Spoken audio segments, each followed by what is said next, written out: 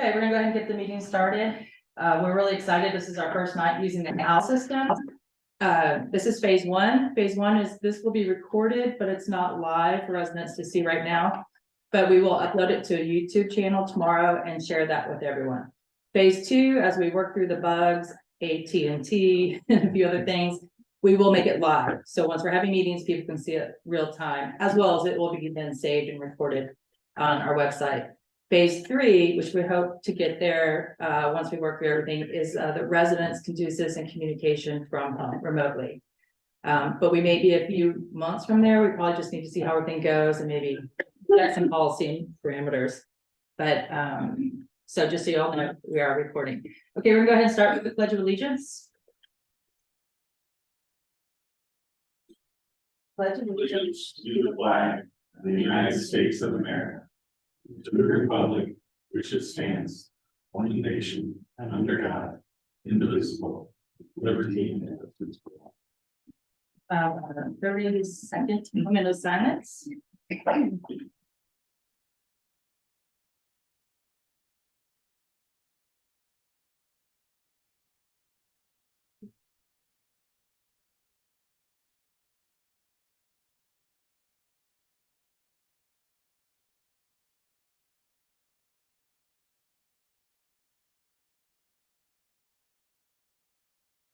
Okay, thank you.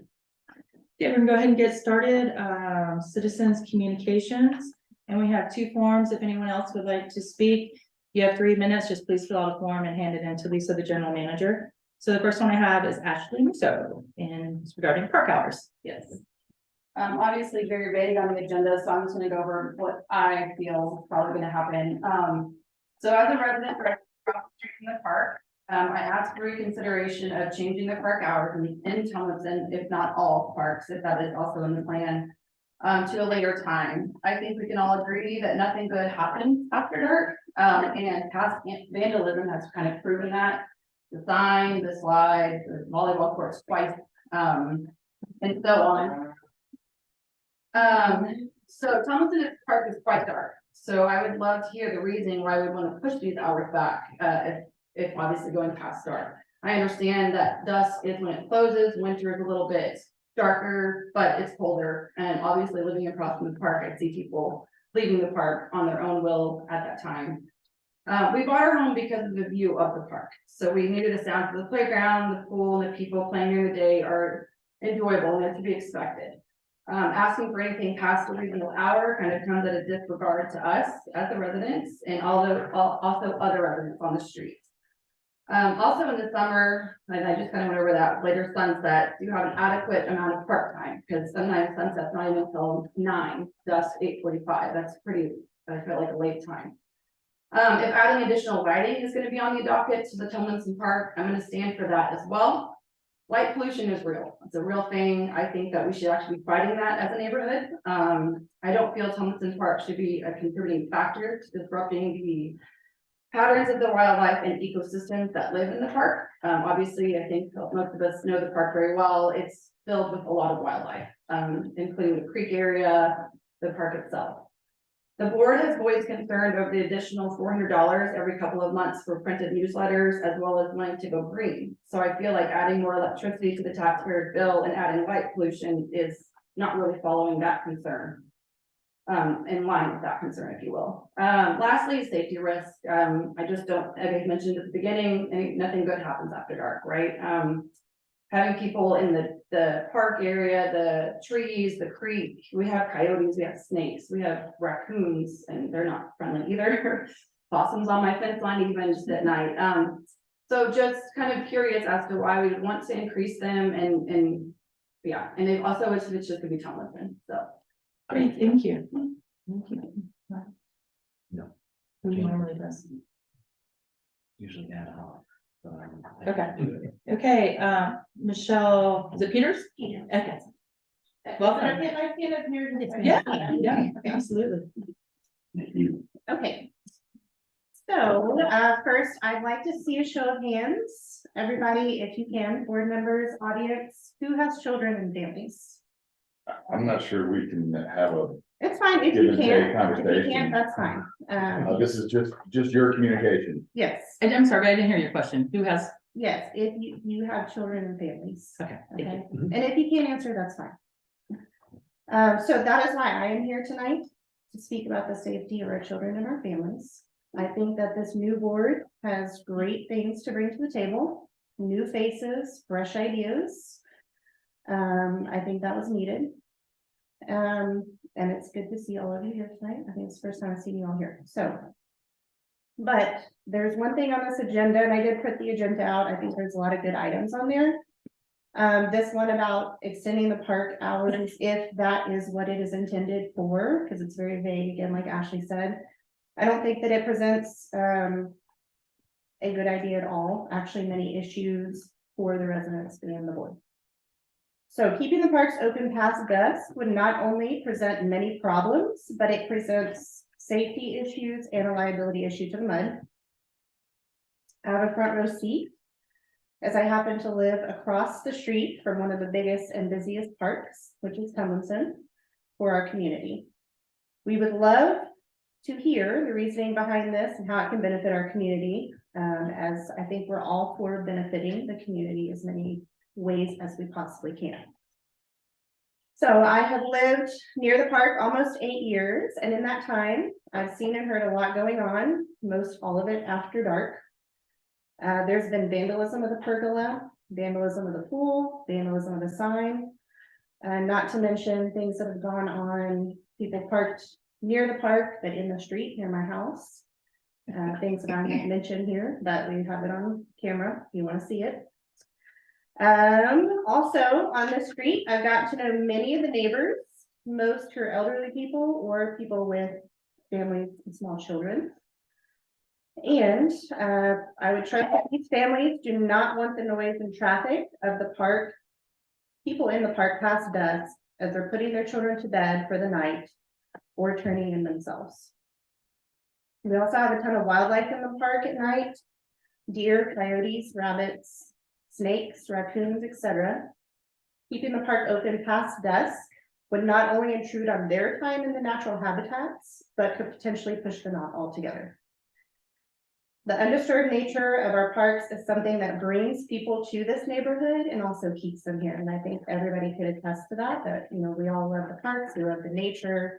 That's what brought us here and what keeps us here in this neighborhood. So for the safety of our children, elderly neighbors, wildlife, and our parks, these hours should not be extended. This is not a city park, it's a neighborhood park, which we govern as a whole, right, as a group. This is something that's loved and adored by all the residents that use it and live near it.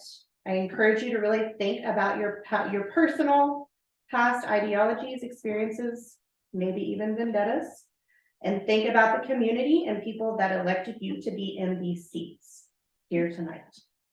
Okay, Michelle, you're expired. Do you have a wrap up Yes, I do. sentence? So I have 4 questions for you just to take away and think about this as you decide. So what benefit to the community does keeping the parks open later bring? How will keeping the park open later reduce vandalism and unwanted activity in the parks? How will keeping it open later increase safety for the residents and their families? And what usage will be available later that isn't available during the current times? Okay, Thank you. thank you. Okay, anyone else? I know somebody joined. Yes, we have one.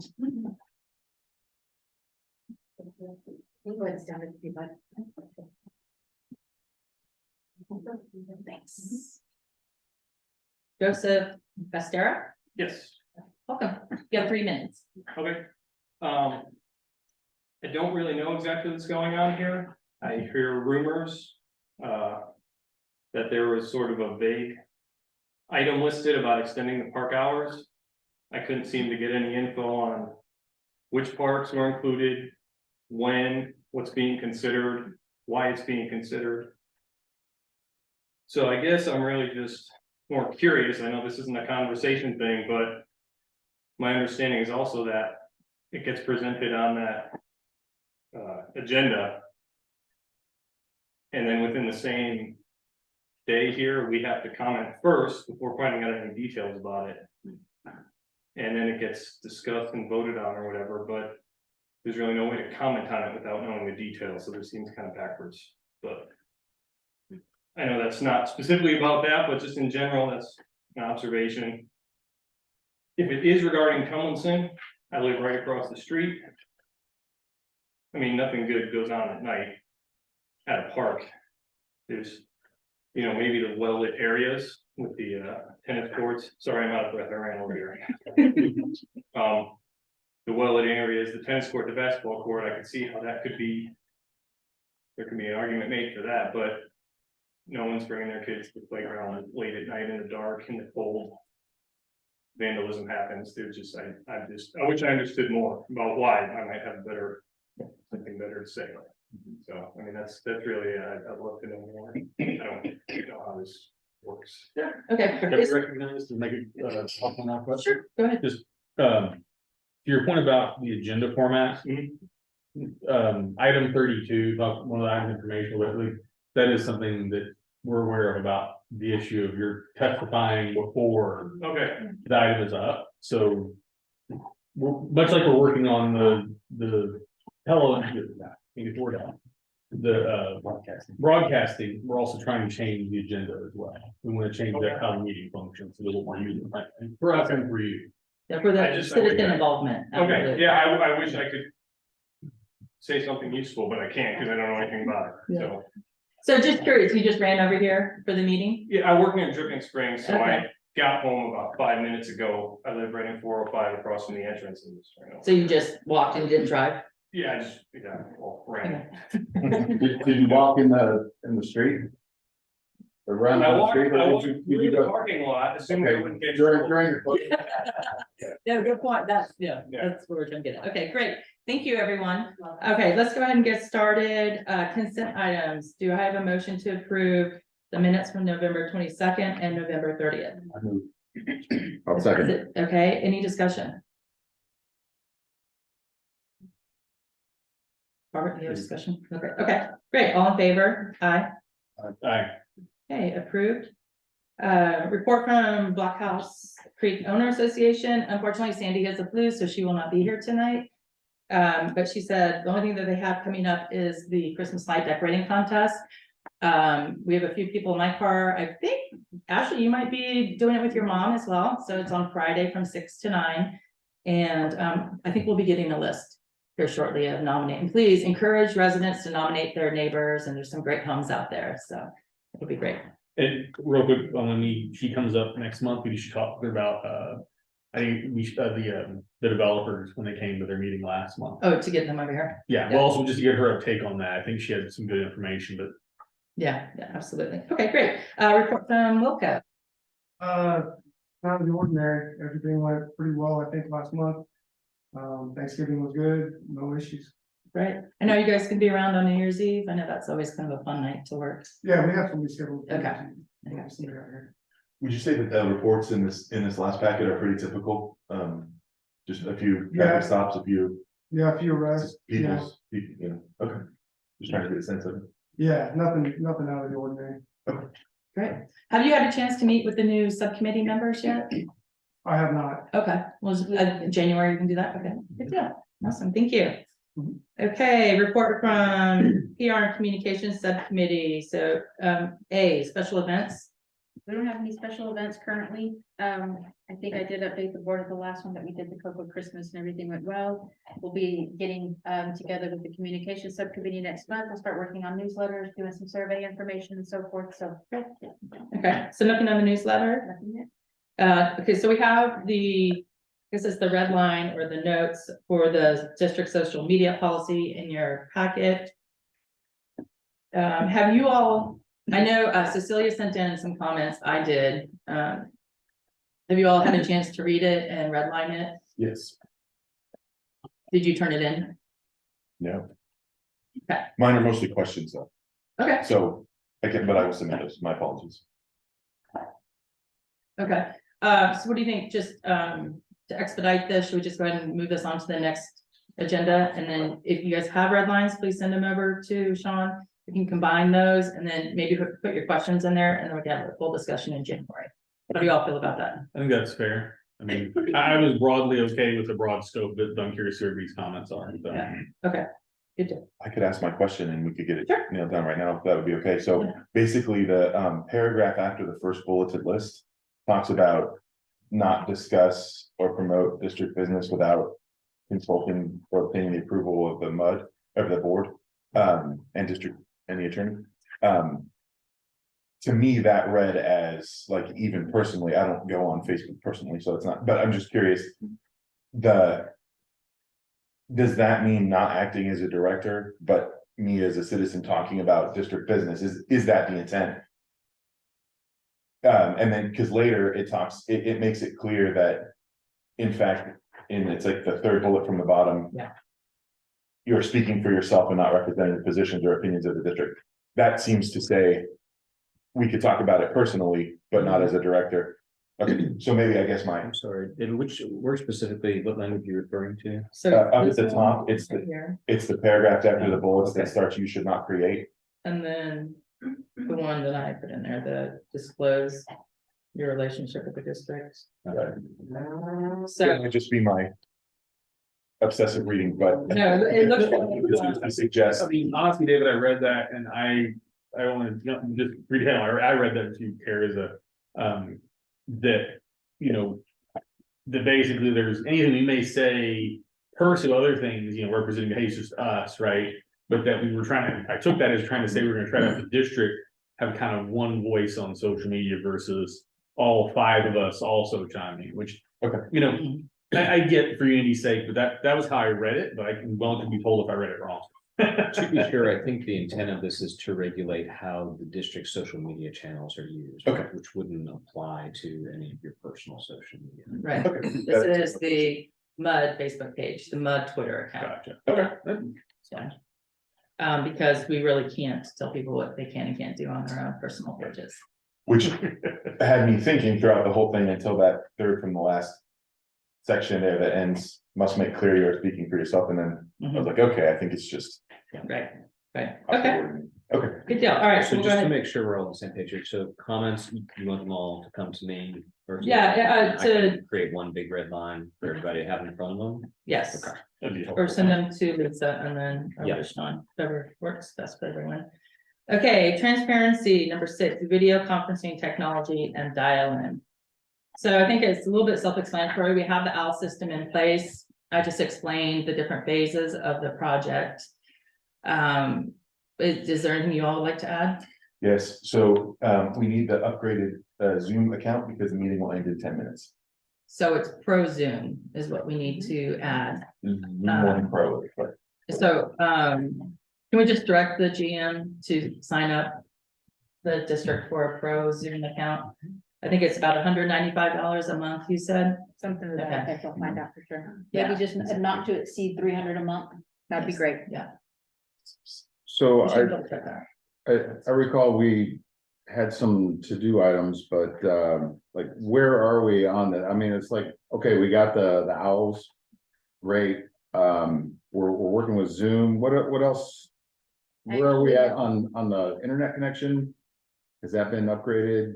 So I was given directives under my general management, which actually includes all the things that he's asking. One of them was the OWL system, the other one was the. Then also, yeah, those are the two things. As far as the AT&T is concerned, we're working out those kinks, and that's gonna be a little bit. Okay, Yeah. That was my chief question too, is how is AT&T working well with y'all and No, they're not working well with us. As a matter of fact, every time you call to AT&T, you literally speak to a different person. Some of them are confused. Others have been able to find our accounts. Some of them tell us that the lines that are not buried, that those aren't permanent lines, which in fact they really are. They're not temporary lines. So we're having quite a few issues. During the morning time, we have great pinging. During the afternoon, it diminishes. And so there's no fix to that right now.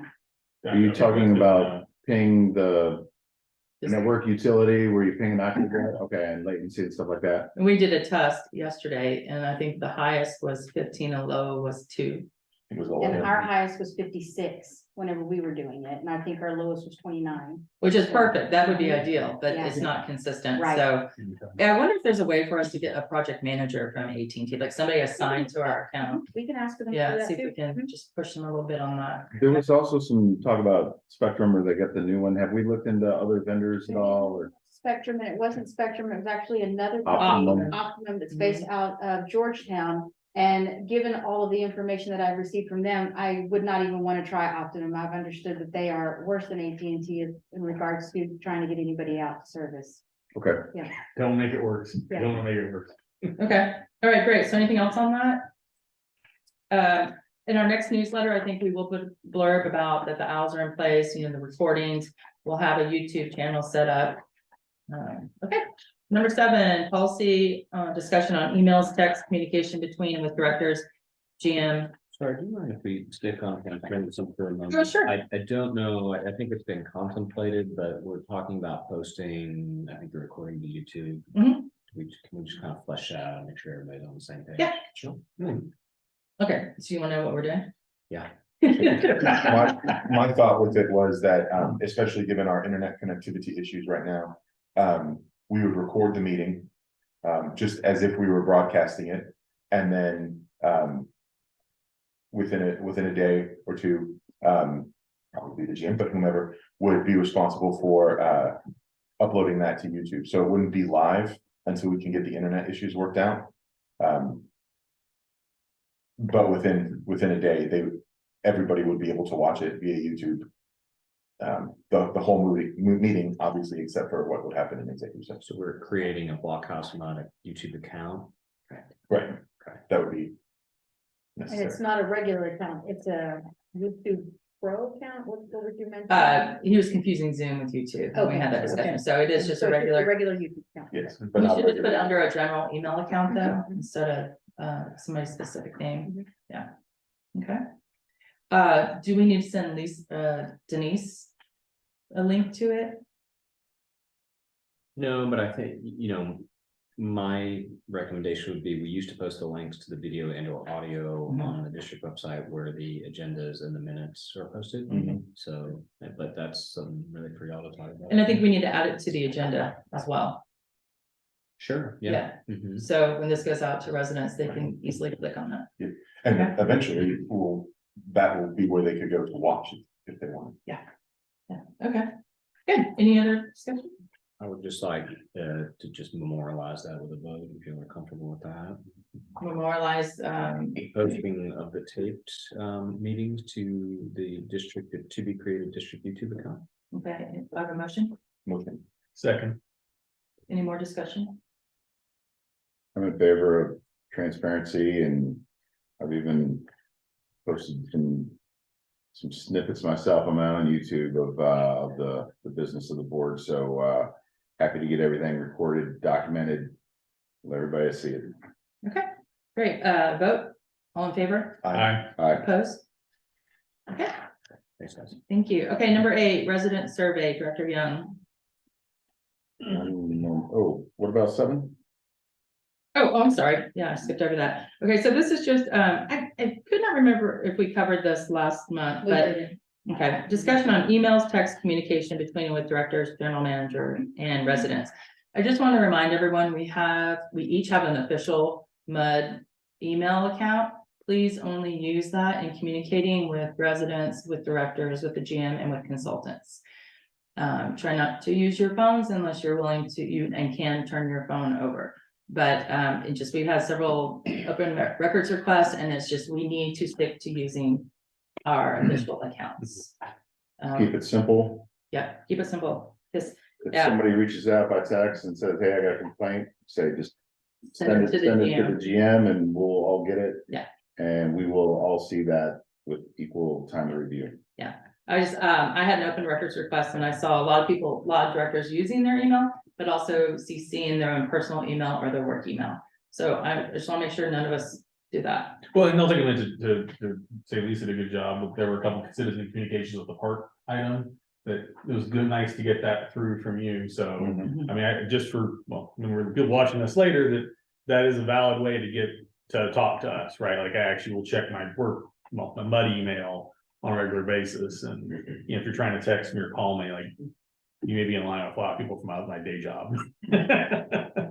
So, in the newsletter, let's also remind people how they can reach out and, send in a compliment, comment, or complaint. Okay, anything else? Okay, number 8. Resident survey, Director Young.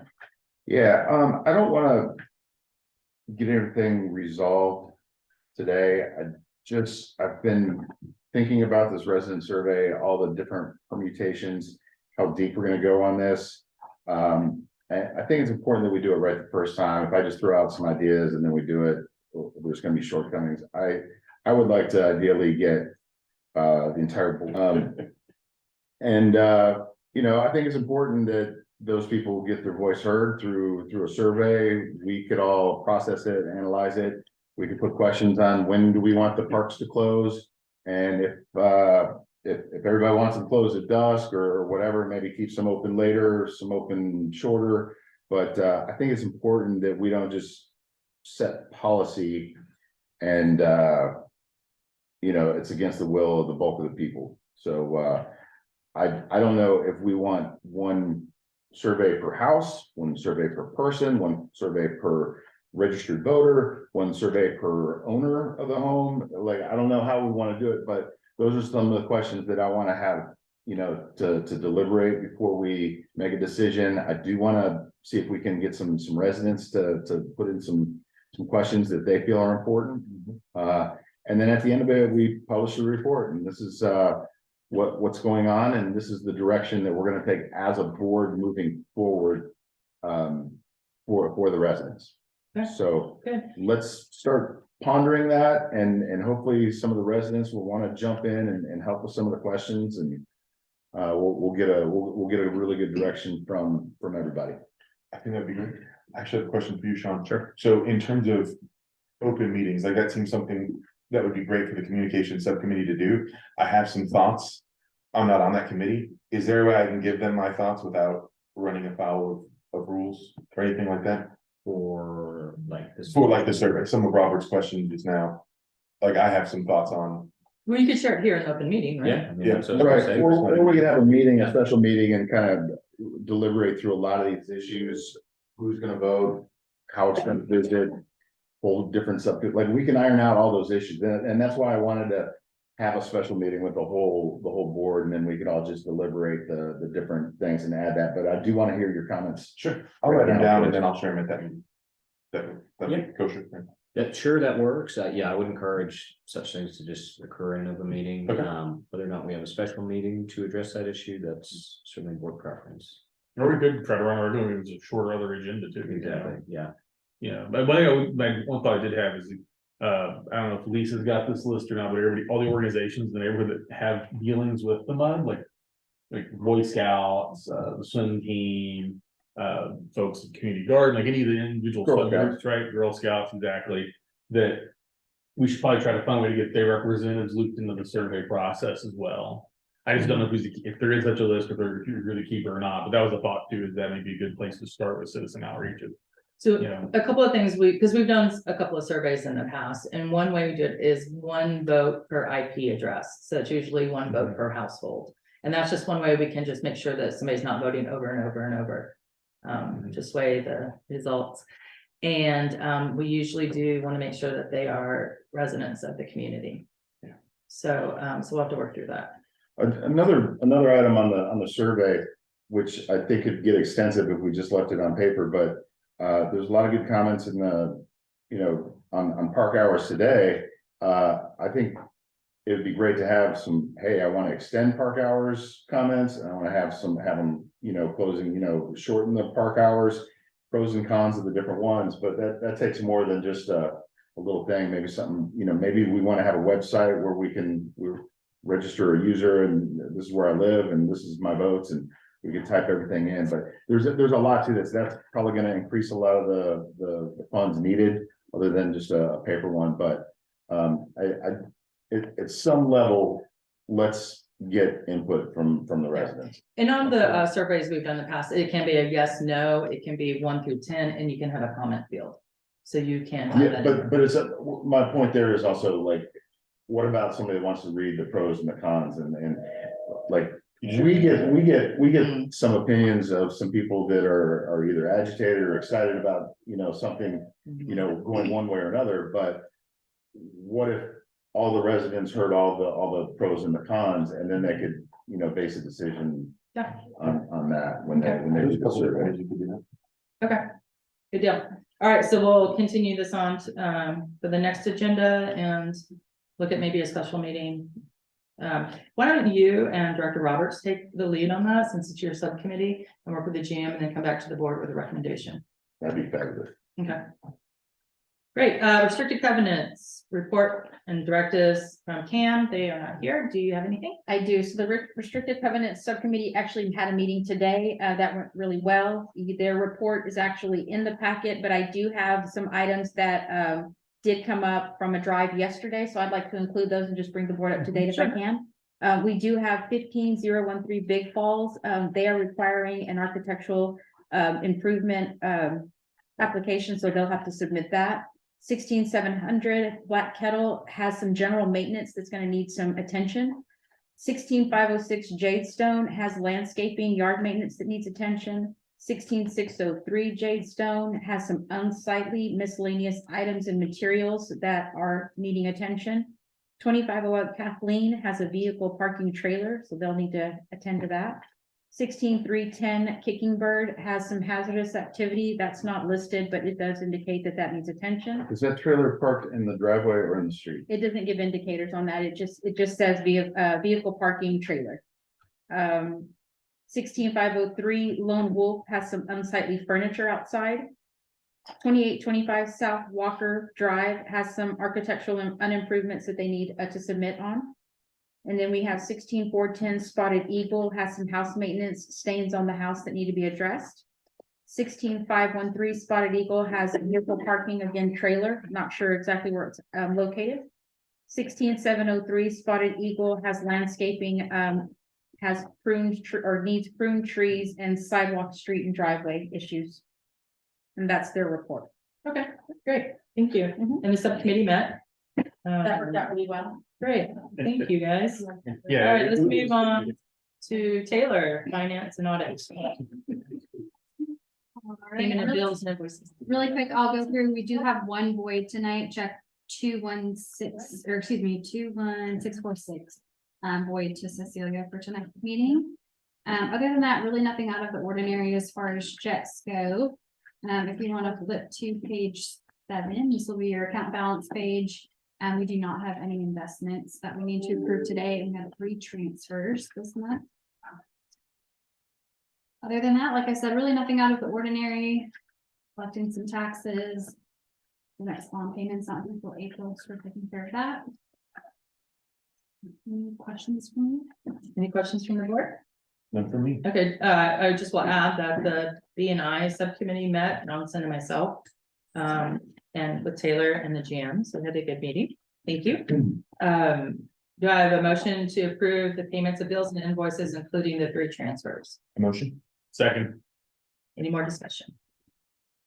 Okay, all in favor? Aye. Opposed? All right, carries. And we have the 3 signatures on the checks, correct? Okay, great. Amenities, report from Lifeguard for Hire, Tom. You're here. Hi.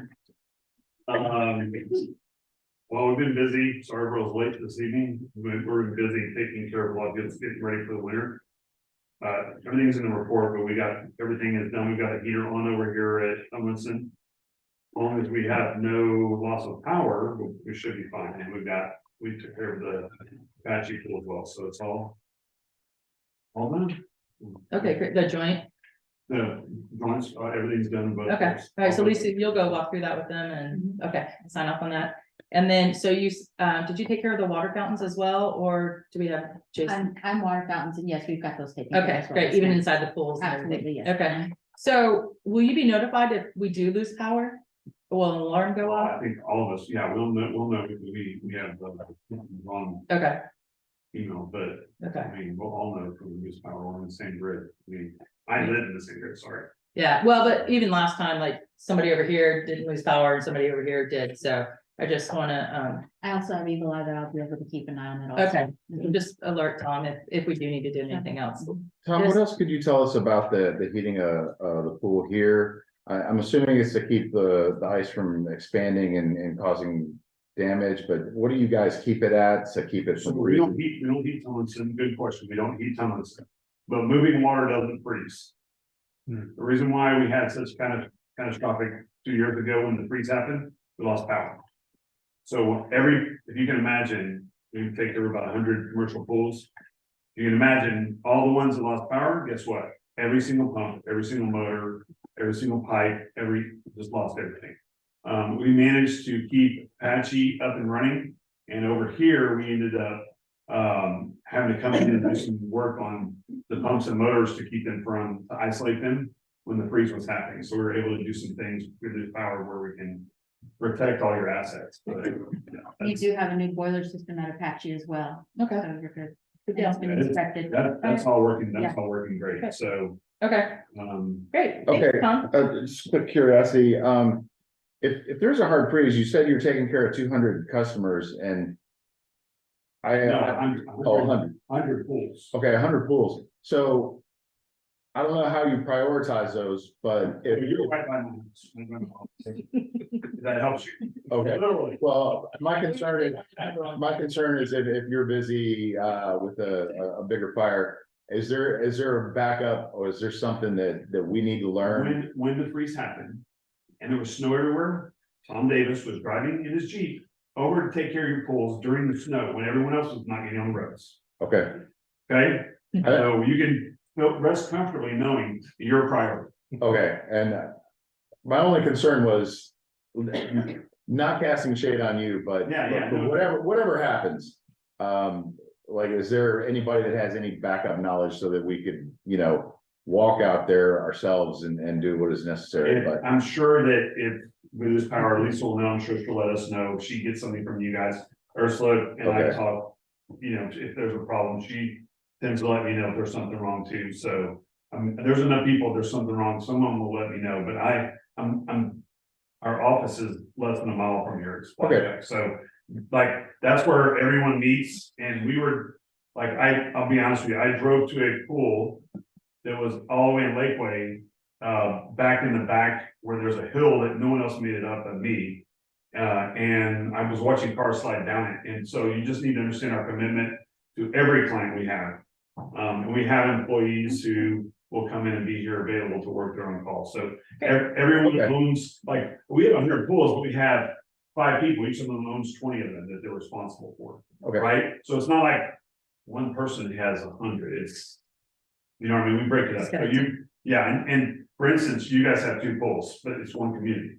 I didn't say we had 100 communities, we have 100 pools, so if Okay. you're only, you follow what I'm saying, so. yeah, I just To be wanna. clear, I just wanna have an eye on any emergency things that we may have been missing all along and we need to be on top of. generally, you don't find a problem till after things fall.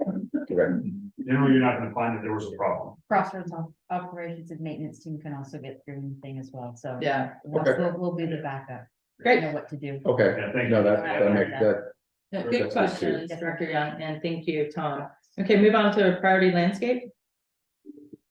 Yeah, so talking about freeze irrigation golf, we won't have that running. I don't know what all, you guys understand backflows, RPZs, they have to be drained and those today, so they shouldn't burst or expand. Other than that, weeds are our main culprit right now. I mean, we're spending all the time on cleaning up weeds for the most part. So, but now it's winter time for us, it's relatively slow. And I will also add that you will see every now and again bills and invoices, definitely between November and February, maybe even March, you will see an invoice in there every now and again. I'll reach out to Trip and have him pick up a limb that ends up on the street, and he's our guy, so that's where that's coming from, and I give him that authorization when he lets me know. Great, thank you. Thank you, Thank you. Trip. Any other questions from the board? Okay, amenities subcommittee, we met.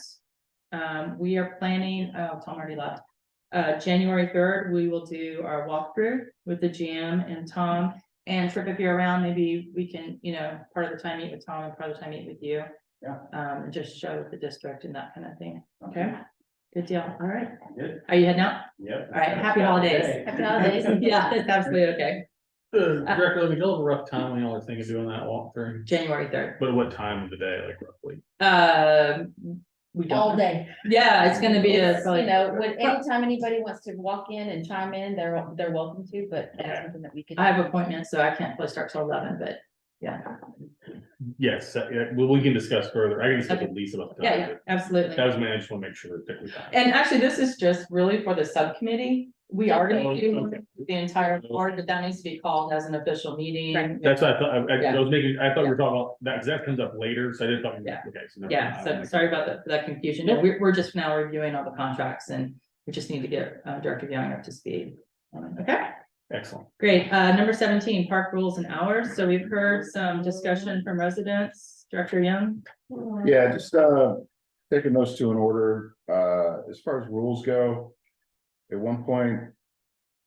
Disc golf was, everybody, you know, was like the exception, you're allowed to disc golf anywhere, and then at some point there wasn't. There was nobody could even throw frisbee anywhere in any park. Now we're somewhere in between.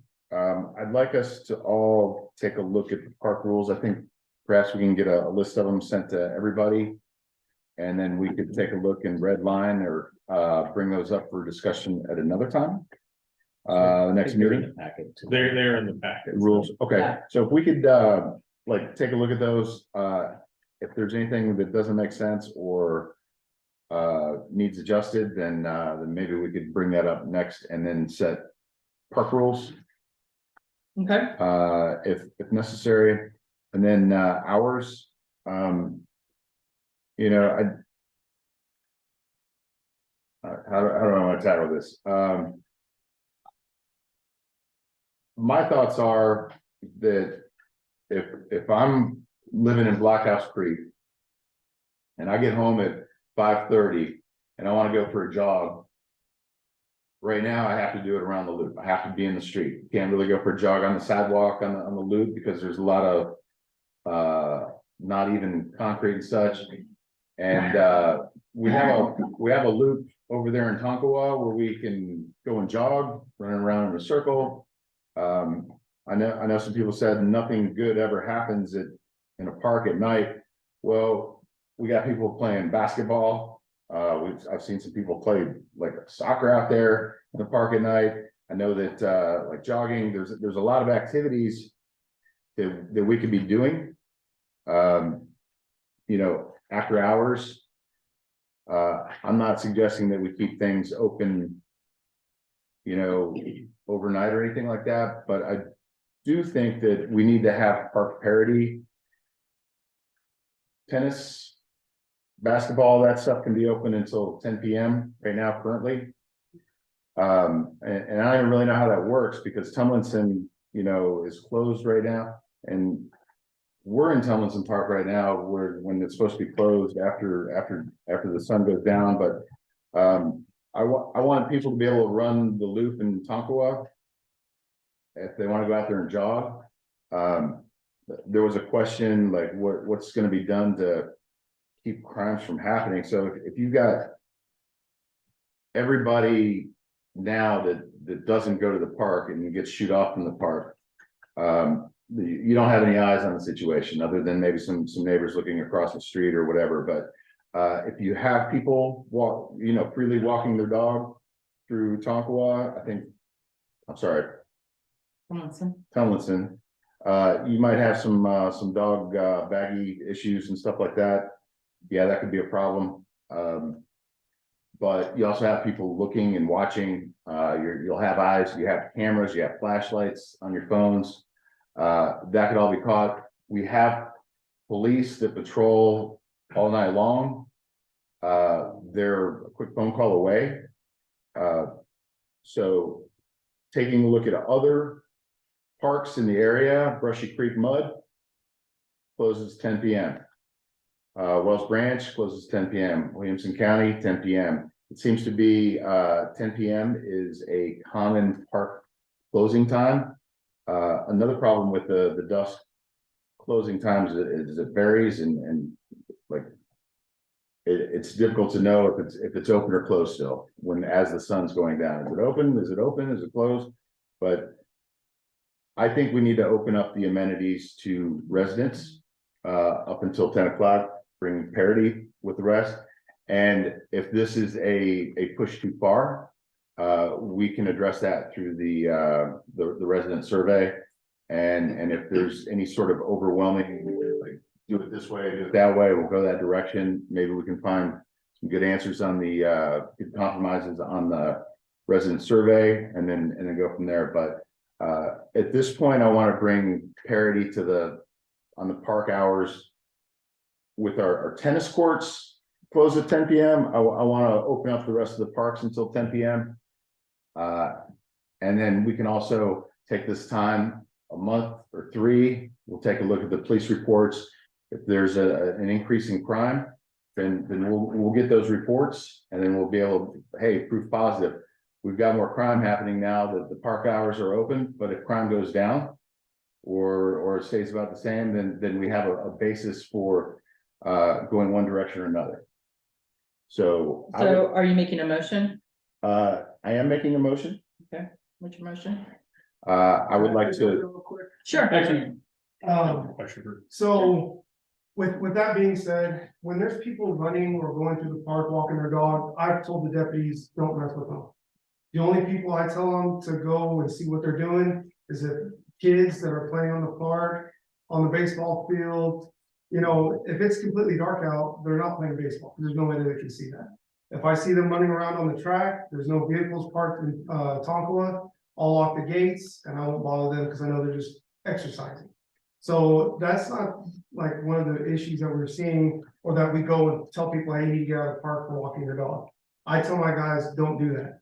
Don't mess with them. If they're walking their dog, let them walk their dog. You see kids playing out there, you know, you don't know what they're doing. You see them walking the back right over here, where I've caught several kids smoking dope. Yes, go talk to them, see what they're doing, find out what's going on. But I don't ever tell my guys to harass people that are walking their dogs or running around the track or anything like that. so you've got people that look suspicious and you got people that don't look suspicious, right? Some are walking their dog, some are jogging, maybe some are playing horseshoes, right? And then you Pitch got, black dark. I'm sorry, And pitch black dark, you know, I never see people playing horseshoes in pitch black dark. okay, now. All right, let's say playing basketball. But it's lit up so we can see what they're doing. Right, okay, so you can identify suspicious from non-suspicious. Suspicious, hey, what are you guys doing here in the middle of the park and why are these boards missing from this picnic table kind of thing, right? Yeah. Why does it smell like crack cocaine here or whatever, right? So, if the park hours were to go to like the rest of the parks in the Austin area, you'd still be able to identify suspicious versus non-suspicious. Yes, but we wouldn't have the reasonable suspicion we have now that the parks are closed. Because now they're open, so there are gonna be more people out there, so it's gonna be less likely for us to go up and try to talk to somebody if they're there within park hours. Yeah, do you guys have flashlights on your Batman toolkit? Mhm. Do you have spotlights on your cars? I don't know, Do the patrols? some do, yes. Yes, do you have a I have a question? question, yes, I so, have a question. go ahead. No, you go here, so I'm still looking at something. Okay, so are you thinking that it would be like a little while ago where you do the citizen communicate not citizen communication, I meant resident survey? And get and understand what do you call it? Desire, the will of the desire, yeah, people. to get, right, is that what? On the whichever item it was, you'd said, look at the results of the survey, Yeah. Okay. That's what? Yeah, I'm proposing that we move the hours, expand those till 10 PM and at some point in the morning. When do the gates unlock in the morning, when the sun comes up? 7 AM. 7 We AM? Open all gates at 7 AM. But Okay. the reason behind that is because you want people to be able to walk their dogs. Which you just said. is not a problem. Sorry, yeah, I'm sorry, you can't discuss anything about citizen communication. Zero Sorry. sense is being made right now. Okay, thank you. Thank you. Okay, so, well, Thank you. where were we? David has a question. Yeah, David. so, I guess another question, so. y'all do a lot of security checks at various times, right? Mhm. And I guess one thing I did think, one thing that does bother me is, you know. With the current model is the dusk to dawn, right? Because dusk and dawn move through the course of the year, right? Like, Mhm. we're at the winter solstice, right? The dusk is very early, right? Summer solstice is very late. Current model is 7 AM until dusk. Well, but if you look at the actual rules though, right? Like, I'm not saying Lisa we're doing anything wrong in how they run it, right? But if we wanna try to actually stick to the rules you've got, right? Like it's dawn to dusk, right? I mean, if we wanna change the morning to 7 AM to dusk, I'd be fine with that, having a set time. But I guess the question I was kind of getting, the question I was getting to was, what is the standard you guys kind of use when y'all lock the gates, right? 'Cause I know some of these things usually lock the gates, various parks around dusk, and as that time moves, but like, are y'all kind of like, is it once it's too dark to really see you lock it, or is it like 30 minutes after sunset? Because like, I'll use an example, like if you use like state hunting regulations as a game warden, right? 30 minutes. You got after, 30 minutes after actual sunset, right, and that moves, they can ticket you for poaching, right, or whatever, hunting illegally. Are y'all kind of running by that same standard, 30 minutes after sunset, and y'all kind of check, like, I mean, you have a weather app, you can check, or not the posts and y'all's stuff today, but y'all, Yeah, we always check to see when it is. And I think the reason why it works so good during the winter time is because obviously we have a lot of holidays during the winter time. yeah, So we want to go home as soon as possible. We can't go home until, the parks get locked. mhm. So that's why I think everybody kind of likes it right now. Yeah, we do understand that during the summertime, we have to stay a little bit later because it gets darker later. But, that's the business, and it ultimately is gonna be y'all's decision. But I know, especially like during Christmas, Thanksgiving, everybody likes to be home early when they have to work, and it sucks for me because I'm the one that schedules them to work on the holidays. So, I mean, after it gets dark, I mean, like a lot of these people have said, nothing really good happens afterwards. Well, can I ask another follow-up question? So. Yeah. I guess this goes back to our rules and I think how they're being enforced too. So, cause I was noticing that, it seems like you can find people using the park. Doing something, asking to leave after dusk, but Mhm. so you're saying that. If you find someone running, or is that true of all parks or only the parks, only Tomlinson and Tonka, where there's like basically. If you see someone in Jumano after dusk, you're asking them to leave regardless, right? But if they're using the tracks walking here at Tonka while you're letting them, as long as they're walking, Mhm. okay. And then I guess the other question I've got is. I'm trying to really get a handle on how we're enforcing. If someone drives to Tomlinson to walk or run or Tonka, right? Those gates are locked at what time? At dusk. At dusk, okay. So if someone can walk here, they can use it, but if they drive, they have to park on the street. Mhm. Now, if they're parked on the street, would you ask them, or, I mean, I'm trying to really understand where these lines are falling, right? Like, I tell my deputies to try and make the best decision. Okay. Like if you can tell they're there to solely walk, you don't suspect them of any criminal mischief, if they're gonna do anything like that, completely fine. But if we have 3 teenagers roll up and now they're headed to the playground, okay, that's not normal, go tell them they need to leave. gotcha. But I completely agree with him. People work until 6 o'clock at night, they still wanna go jogging, running. Obviously, I don't like seeing people run on the street, and just like you said, I know the sidewalks are jacked up, cause when it's a little bit cooler, honestly not this cold, I like to ride my bike for patrols. And yeah, it's bumpy riding on them, and I don't like riding in the street because I don't wanna get hit by a car. Yeah. So I would rather them go walk in Tonkawa or run in Tonkawa rather than running on the street. Yeah. And I try to tell my deputies to use common sense. And then I guess one last question. Yeah. The areas that are lit, because I look at the rule for the pavilion, I didn't see in the pavilion specific rules. Unless Sean, if I'm wrong, if you see something there, but any set time for that to open and close, but that the lit courts close at 10. Mhm. So I guess y'all are stuck here till 10 and then. No, because we don't have to lock those, because they automatically have to keep all that shut off. Gotcha, okay, that's And the lights shut off. something I'm trying to kind of. Gather our parameters here of how y'all are enforcing what our rules are. And what we're doing with the staff, right, to enforce, because I think that. Just what I'm hearing, and this is not a knock on any of y'all for how you're doing it, but just. I think it's more knock on this board. I think to some extent our rules as we have them standing. Do not match with how they're enforced to residents and the access to residents. So we can have further discussion. I'm done with my question. I'll let Dave and other folks talk, but that's when I kind of talk about what we're doing, what deputies are doing, what residents are doing, because I think we've definitely got some mismatch. Like I was looking at some of the stuff, and like the times are not in there like they are. Right, for other yeah. pieces. Do you mind if I say something? I agree with you, and I think our rules do need to match what we're actually doing. Because if we're making exceptions, we obviously have to make that for everyone, and somebody may feel like you're not making an exception for them. And the rules really don't stand if there's exceptions in there. Gotcha. So, but I definitely appreciate your feedback, and I appreciate all the resident feedback. But I think we do need to take a look at the rules. On the other side of it, we have had people complain because their daughter and son are just going to sit on the swings, and it's really at dusk, just right there. And somebody will flag you over and say, please go kick them out of the park. So I understand that you all maybe have a lot of common sense, but we had 105 calls to 911 the last couple of years over just people in the park.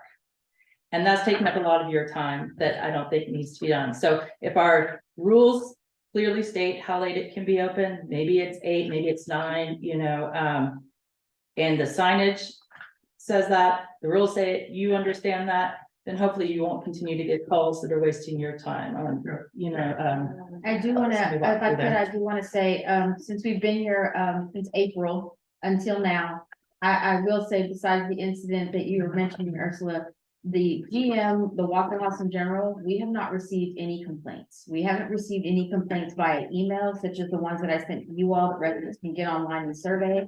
We haven't received any of that information in regards to, hey, I was in the park and the cops told me to leave. I didn't get to finish my workout. Oh, I was going on a run. I have not received anything like that whatsoever. And I will tell you that Germano Park, even though it is closed, your disc golfers, they still go out there, and the disc golf page does show that they are playing night golf.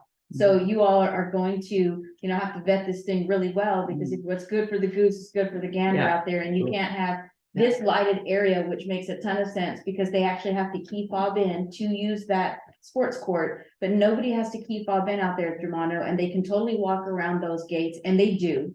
And that also is a huge liability to the district whenever you're considering the nighttime. All of the animals and all that kind of stuff, and during the daytime, we have signs that let people know that there are snakes and rodents and all that type of thing, and if you've been out to the disc golf course, at night you're gonna encounter that, because you encounter it during the daytime. Yeah, definitely get them day and night. That's important. Okay, great. Any more discussion?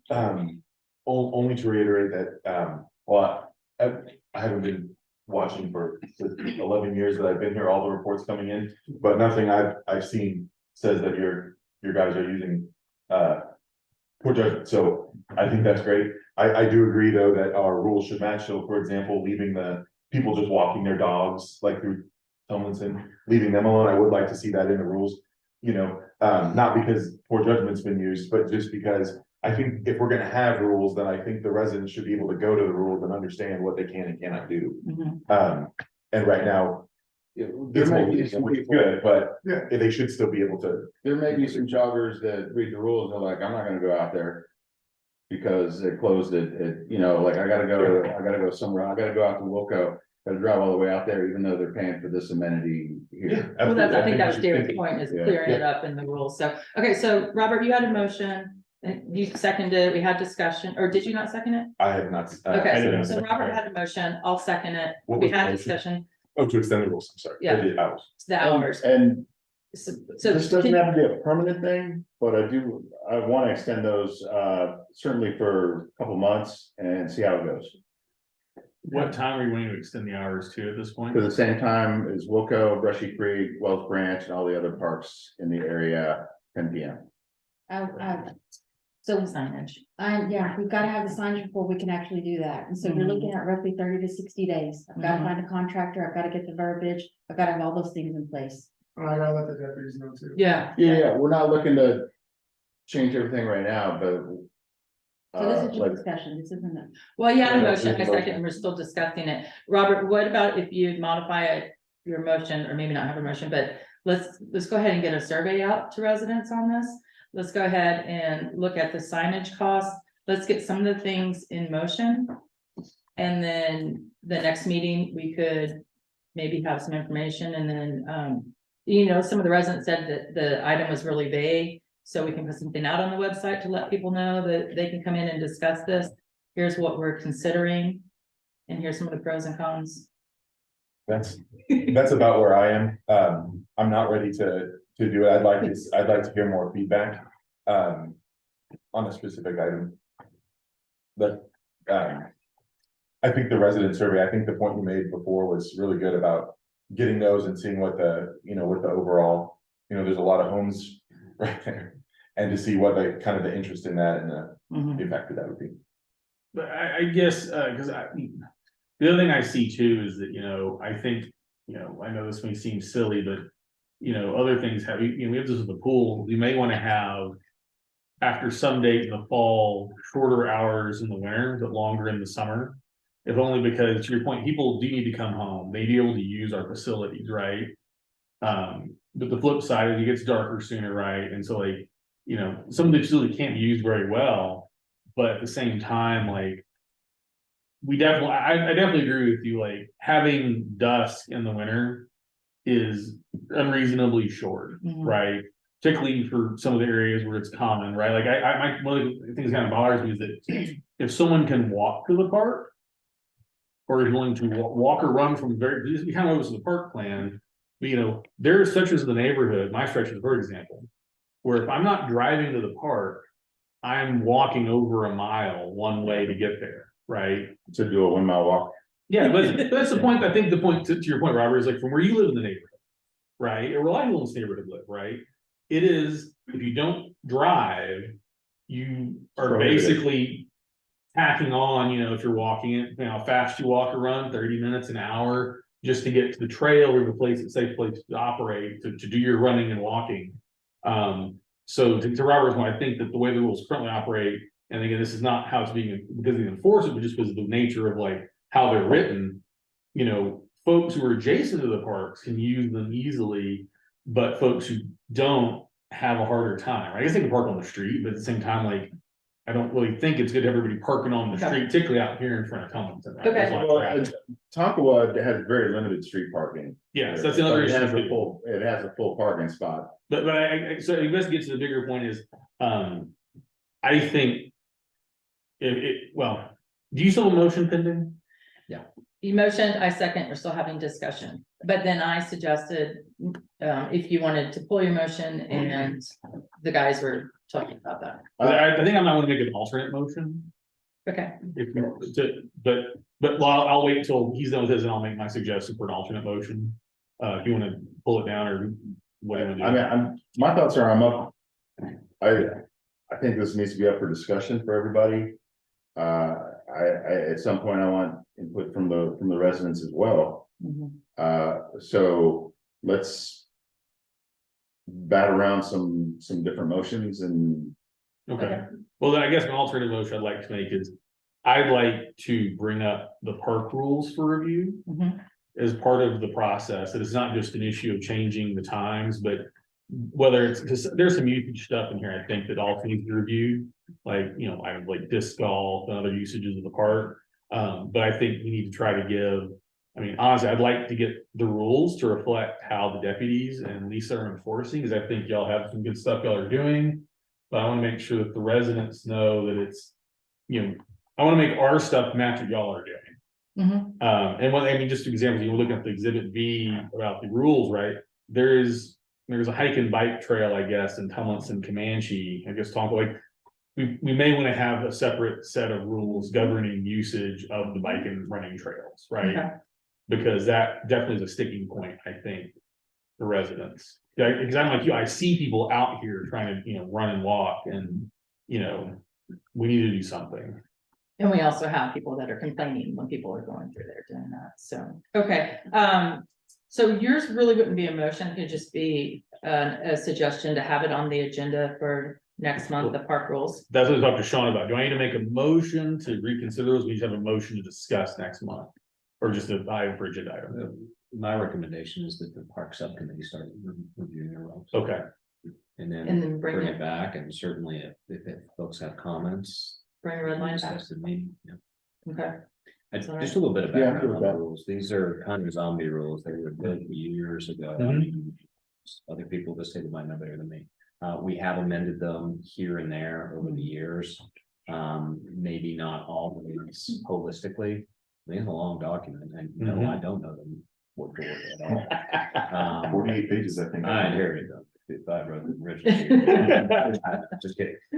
But so just to point that out, though, they have been kind of coupled together over the years, so they probably do merit a review and make sure that all the Yeah. parts work together. Okay, so, are you gonna retract your motion? Yeah, let's retract it, Okay. but. I think we've got a lot of points and Yeah. some processing to do on this. So work with your subcommittee member on redlining the park rules. And then I would encourage the rest of the directors to look at other rules like in Wells Branch, Rushy Creek, Wilco. And please look through the rules yourself and redline them, okay? So we can have a good, healthy discussion. I'm happy to Next take a look at them as well. If you want, or we can let the subcommittee take the first pass. I'm always going to be taking a first pass, but I do, but if there is any legal stuff, we might want to have some level of review, like, technically, some of these parts are covering, agreements for use and stuff, right? Okay. And we want to make sure that actually. And if you reflects. have any suggestions for our rules, feel free to reach out to the park subcommittee or reach out to the GM if you wouldn't mind. Okay, yeah. Yeah, because we definitely would like your input on that. And I guess Lisa, Crossroads, I think we get to Crossroads because input too, just because they help with other districts, right? Mhm. And so if you and Andrew, see some stuff else the other district that they think has worked well for these kind of issues, I would love to hear about it because I don't think we have any kind of monopoly on good ideas. There are plenty of smart folks in this part of this country, so Copy paste. they got a good one. I'm willing to use it. Okay, can we move forward then? Let's move forward. Okay, great. So it will be on the agenda next month and more holistically looking at all the park rules. Okay, so please feel free to share with the residents and hopefully we can maybe put something out closer to our next meeting. Because we do want to hear from all sides and definitely, okay, thanks. Okay, services, number 18, Gray Engineering. He is not here. David Gray's not here. I don't think he has really anything to cover in his report. There's nothing going on with PEC, he told me. The bonds are on hold. 19, Crossroads Utility. Thank you. You can find my report behind the tab of 19, on page, actually, my pages aren't labeled, my apologies. On my water accountability chart, you'll see that we have a water loss of 7.69%. Moving on, you'll be able to see in your billing report that we do have 2,195 meters active. We did send out 264 collection letters with 15 terminations. Moving on, we don't have any write-offs to report. I do want to bring to the district's attention a few items that I have that are additional.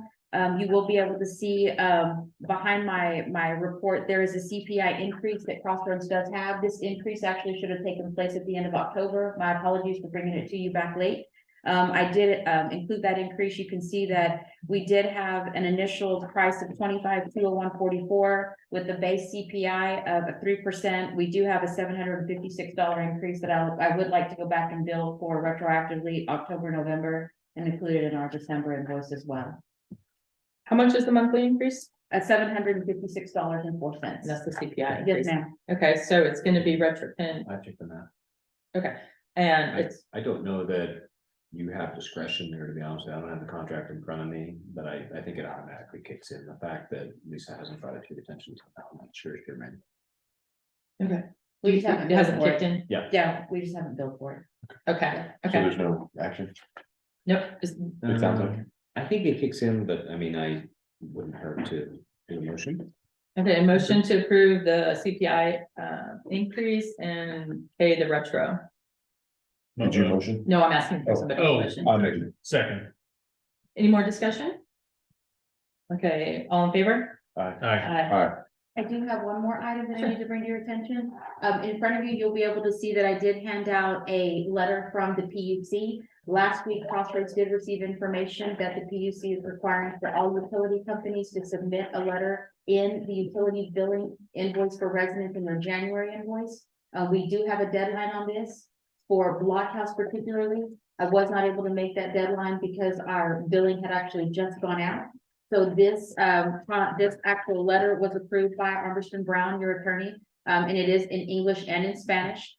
We do have PostNet that's going to be sending out this particular letter, and the district will be required to cover the cost. The total is going to be $2,237.78, and PostNet is working on this order already, so we'll be able to make the PUC deadline. And it's a required. It is absolutely required. If we don't do this, the district actually can receive a misdemeanor fine. And will it be Yeah. posted on the website as well? We can. actually. Yeah, I think that'd probably be a good idea. Yep, you can. Yeah, no, and I appreciate you trying to get that out. I mean, David, you know, the state's gonna require this. I mean, you know. At the end of the day, it's, I don't like, you know, it's terrible to spend $2,000 on it, but that's, you know, I'd rather the residents know. Well, if we have to. If they had, Law, yeah, if they had Yeah, told us this, December 1, we would have been able to have gotten it out, in time, so that's just it. Yeah. All right, good deal. Okay, anything else in your report? I don't have anything else to report. Can I ask her one question on the directors from last time? Absolutely. Williamson County on signage on Scottsdale. So I did reach out to Williamson County in their regard, the county road and bridge is behind. They are obviously now with the flu season, before it was COVID issues. They do have us on their radar. They cannot give me an indicator as to when they'll be out. What we do is we'll make sure that we reach out to them on a monthly basis and hope that somebody does come out to reach us. And that's normally how Wilco's been working with us, especially since 2020.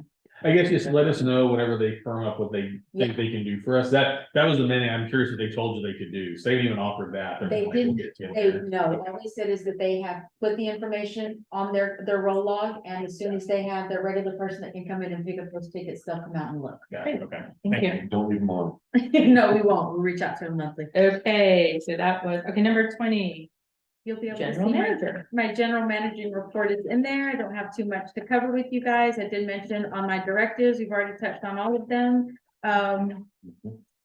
Let's see, what else do I have here? Yeah, that's all I've got for you guys. Do you have anything else unless you all have questions for me?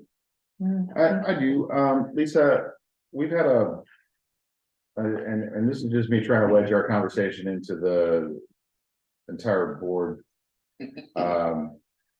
There have been some things that may or may not have been neglected over the years that we might want to do. I think we've got an item coming up on asset management application. But we're all just 5 individual sets of eyes, whereas you've been doing GM work for years and years. I asked what other items do we need to start addressing that we're maybe behind on? I think one of them we agreed on was the fence around the loop. Was there anything that you wanted to add to that or bring to the board's attention that we might start addressing in the near future? I did discuss with you, I think in my email that I had sent over, there's a little, what we call a pony wall when you're driving in from 183, the highway 183 entrance. You'll be able to see it on your left and right hand side.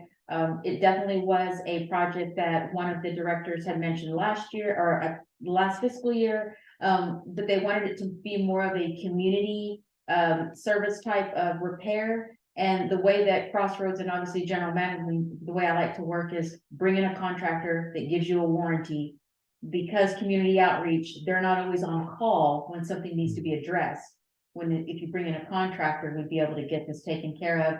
We did have our parks guy that tried to go out and repair it. That's a 2-man job.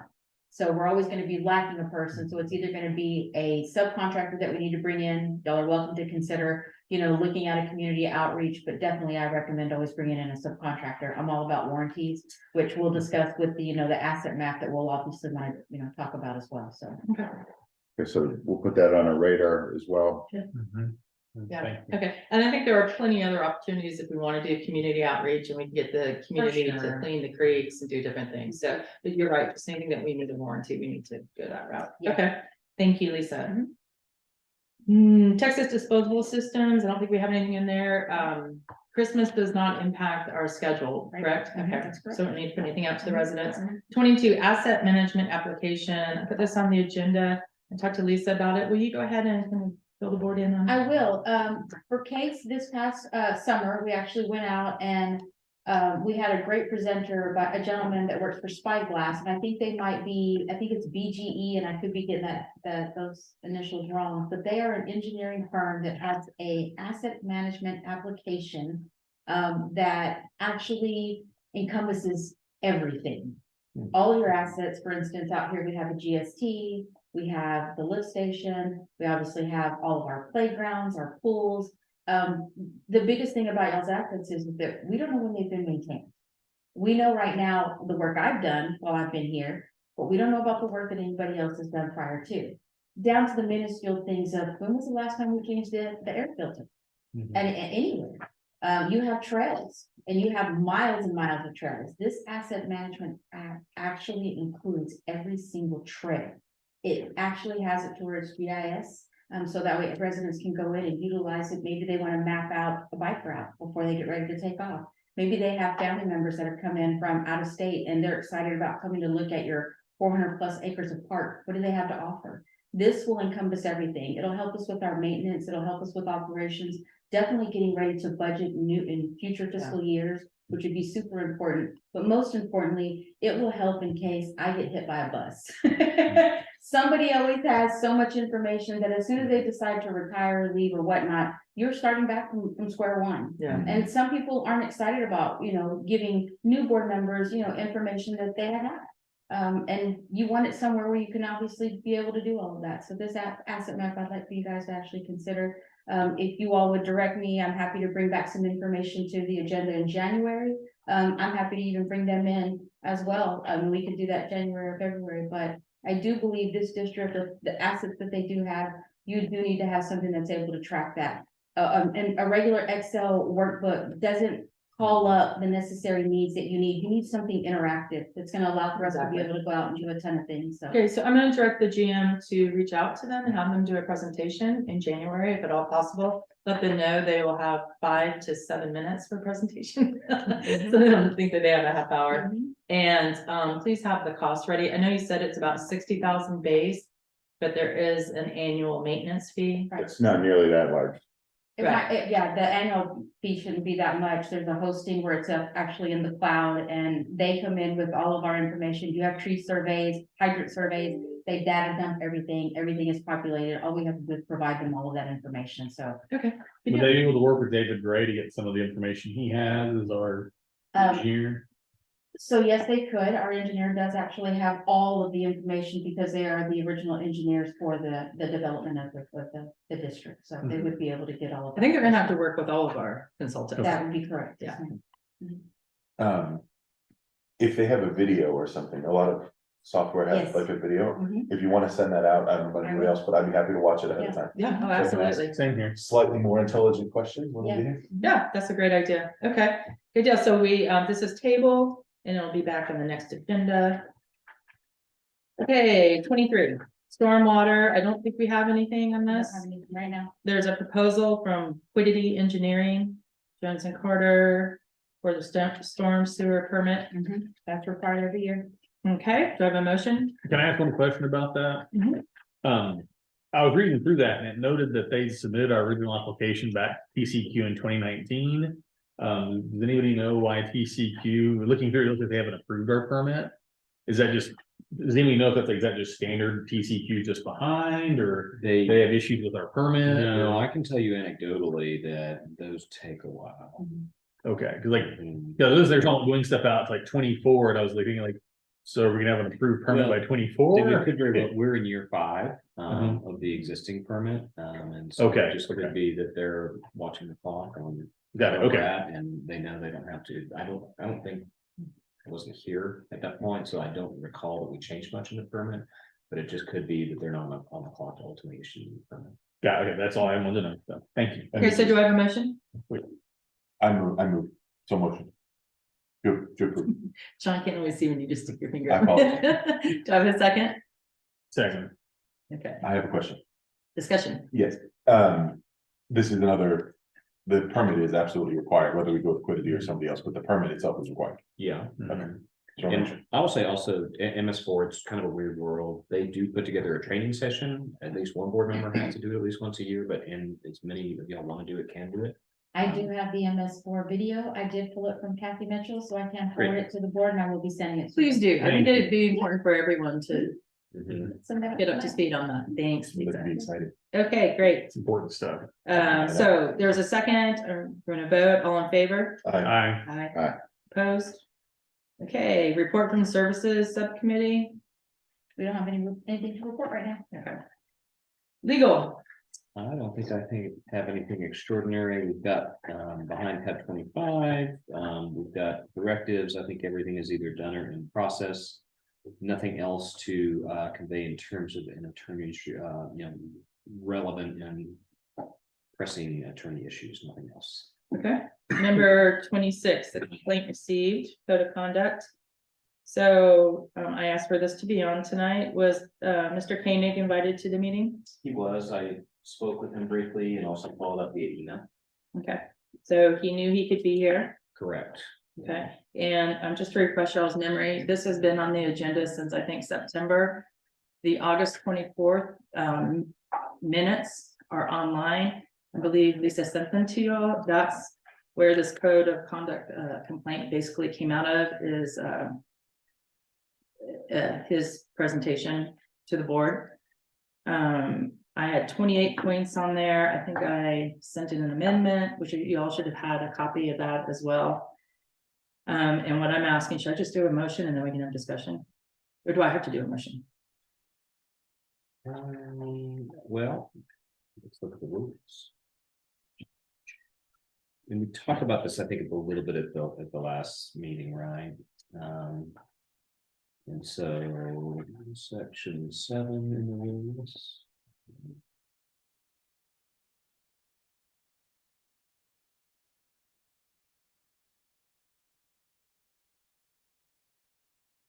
What moves backwards and forwards at this point. But no, yeah. So board members, if you're looking at the rules, it's behind tab 29 in your packet. We would be whether we are in rule 703 at this point. So at this point, you have my report in front of you. I have made a determination that based on your finding of fact, that the complaints as offered to me could potentially be violations of rules. And so with that finding, the rules require that a majority of the directors not implicated by the complaint, which would be everyone here, to determine whether or not the complaint should be considered or rejected. So I think procedurally we have to start there, and we would need a motion to proceed there. If Is it appropriate for me to make the motion? Okay, Specifically, the motion is to move forward on considering the The question of complaint. fact. correct. okay, so I'll make a motion that this board consider the code of conduct violation complaint. I'll second that. Any discussion? Have you all had a chance to read Mhm. both versions as well as his input? Okay, and then, Can we check our email, make sure we haven't got an email from Director Koenig from when he was here, budding anything? I mean, what? I mean, is there anything that? he we was have invited access to to? attend tonight to support his allegations. And he declined. Or He said didn't wasn't- decline, but he was, Okay. he was so And- noticed, yeah. And this is Okay. the fourth or fifth time? It's, So he's this- been this- invited numerous times, either didn't attend, left early without putting up earlier in the agenda. Did not have his evidence. So, okay, so I first, you second, any discussion? Can we vote on Bringing considering up the this? issue. Mhm. Yes. All in favor? Yes, I'd like to consider this. Any opposed? Okay, So then we go down to 704, and that pertains to consideration by the board. I don't know that we need a motion here, but you guys do have the opportunity here to convene in executive session, or you can consider it in open session. so since I'm the one that wrote the complaint, and I did this before in September, October, November. I would like to suggest that we keep it in the public. It started in the public, as you mentioned last month, Shoemaker, there's some interest in the community about this complaint. I think we do need to finalize this and move forward. I just wanted closure on this, that's why I didn't pull it, since he did not win the election. And he's no longer on the board. So does anybody feel like we need to go into executive? I like it in public. See any need to, unless. No, do I? Okay. Great, so you all have read it. Do you have any questions for me, I guess? I really don't. Do we So board need a members, motion? yeah, so I would refer you back to your rule 3.02, the majority of director Ravens complaints have been made under 302. I think they're all under 302. And I'll just note for you that for each you got rules 302A through H, and so potentially you have a violation of the code of ethics under. If you look at some of the individual complaints here, potential violations of subsections A, B, or D. I think some of them also extend to subsection C of that policy. So I cited where I thought it was a violation of code of conduct. I would like to suggest that we consider this as a whole, as one complaint and not 28 individual ones. So what that means is if any of these we do find that are a violation of code of conduct, we don't have to go through each one and say yes, no, yes, no, yes, no. Mind if I point out one more thing Sure. from a procedural perspective, and I think I mentioned this last time, but typically these complaints are built to build up to section 705, which is discipline. So as Director Koenig is no longer a member of the board, there's no discipline that can necessarily be enacted here, it's not just be a finding. I will tell you though, I have looked at these rules a few times at this point, and to confirm, I think what I said at your last meeting, there is no language in here that necessarily prohibits the consideration of this, given that the action occurred at the time Director Koenig wasn't a member. So if I understand you correctly, it would just end in a finding of fact. Correct. Okay, So that would be your report. it's not my report. Well, or Right. the evidence would be your report and the findings be a fact by the board. My report isn't necessarily evidence. To be sure, what I did. Sorry. Yeah, so I took. I'll make sure we use the right those word here, complaints, describe it. Yeah, and so I sort of used the evidentiary test, the scintilla of evidence to there we go. support, right? So, and I will admit that these rules weren't necessarily drawn up to have a thorough evidentiary proceeding, right? But what my interpretation is, there's language in here that would suggest that you guys are the triers of fact here. So Yes. what I viewed my role here, and this gets back to 702. If the claim does not contain facts that constitute violation of district attorney law, so advise the board's next regular meeting. So, but it also, I'm sorry, on top of that, if true, would constitute violations of policy. So within the complaints, I have looked at them and tried to evaluate based upon what the complaint was, if true, whether or not that would constitute a violation of the policy. There were a couple in here where I thought, no, actually, while that might not be deemed terrific behavior or however you would characterize it, I don't think it would necessarily be a violation of code of conduct. Does that make sense? It does. It may or may not have happened, but it's not violation. Correct. So there were a couple instances of that. But then you guys ultimately decide based upon what has been alleged, if that actually was a violation of conduct. Okay, yeah, I wouldn't quite sure to term your, I guess, report, maybe, like. Yeah. Well, let's see, it's carried, yeah, is it called a report in here? Maybe there's not a term for it. I just want to make, Yeah. clear the thing we were doing is like, It is called. not a just report, simply yeah. us operating in a vacuum, but that. Correct, Right. yeah. Your legal counsel was consulted about Yeah. these actions in relation to the code of ethics. That's, And, evidence is probably the wrong word, but I just couldn't remember what to Yeah. describe it as. and to be sure, as Director Logan has noted, I think how she would like to proceed as opposed to 28 different complaints with arguably 3 different violations in each one. I think what you're looking to move towards is, do we have a single violation? So how would such a motion be phrased? Well, I think you need to make a finding of what the violation would be and what standard of conduct was violated. And so I think you have. Like we might say, we wouldn't have to say 1 is A and 2 is C and 3 is B. Right, I think what you, in order to support a finding that the rules were violated, you do need to at least have that one instance of behavior that would be a violation. Does anyone have that?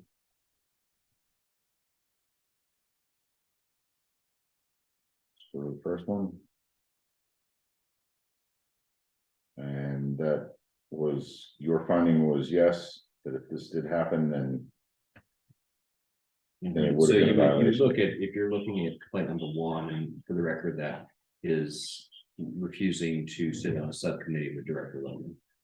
So what was the complaint as it reads specifies that that is potentially a violation of standard conduct A, B, and D. 302A specifies the directors and officers must conduct themselves both inside and outside of district service.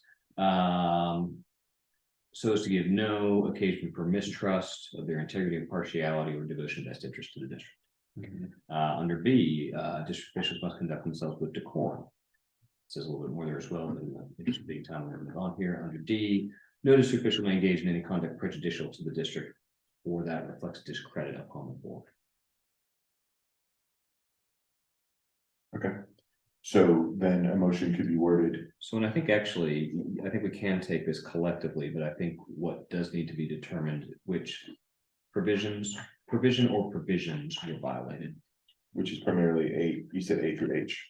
A, B, and D primarily. And I think I pulled C in a couple of areas, right? Yeah, and that relates to confidential information. Okay. So I move. Correct me if I need to reword this. I move that the board have finding a fact that Director Koenig's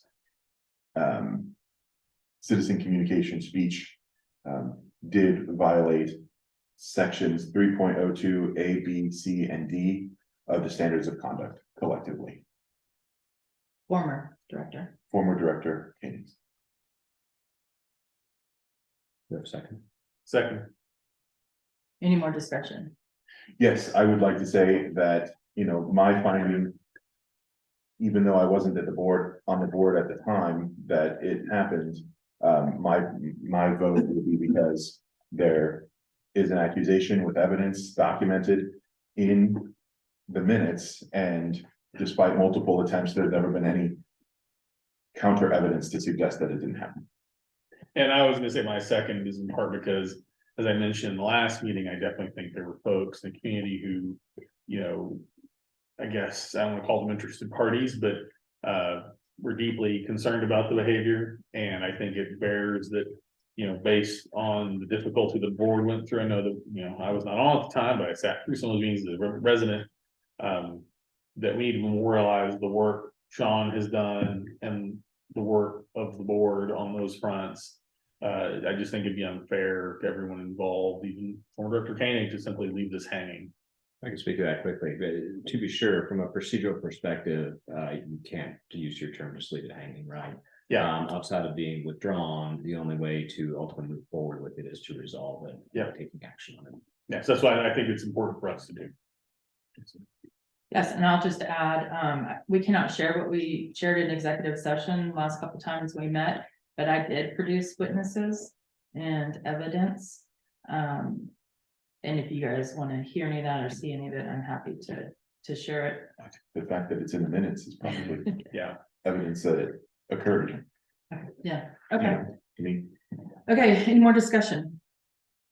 Okay, let's vote. All in favor of the motion? I, Aye. Those opposed? Okay, so carried. Other discussions, dates for the board member workshop. And this is the one for the full board, obviously.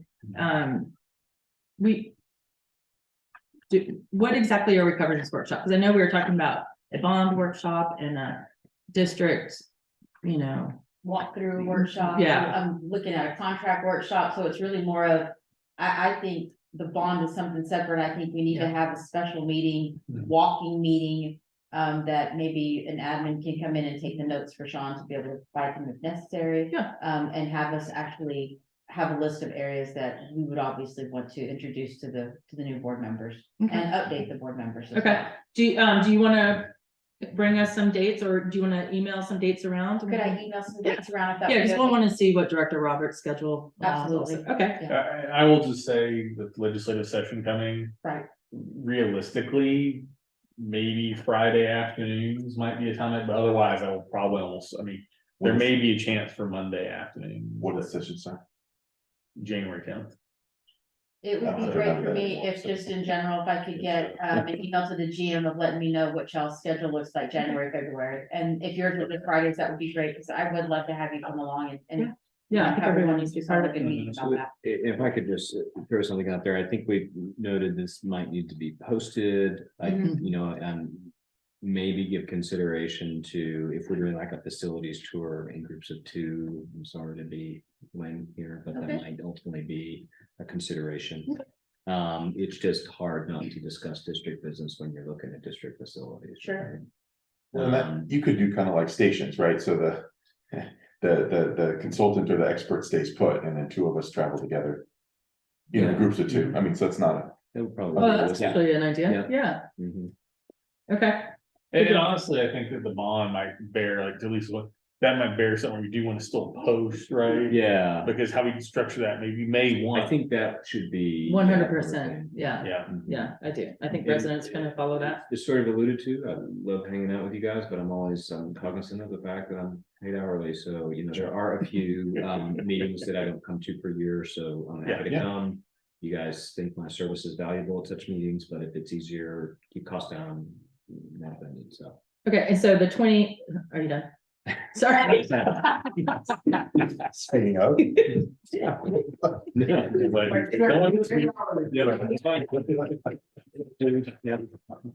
Number 28 goes along with that as well. We said that's the Crossroads workshop presentation. Right. So if you'll circulate some dates or Right. we'll give you, okay. Code of-